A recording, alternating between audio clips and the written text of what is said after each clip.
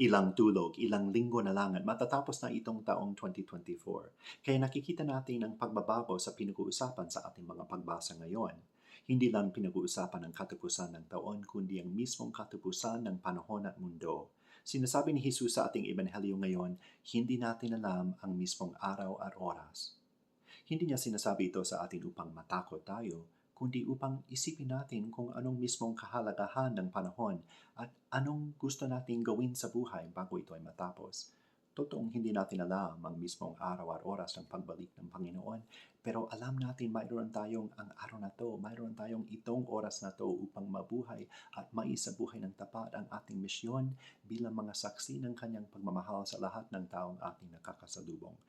Hingin natin sa Panginoon sa muling pagtanggap sa banal na katawan at dugo ni Kristo ang grasya upang magampanan natin ng mabuti itong ating bokasyon.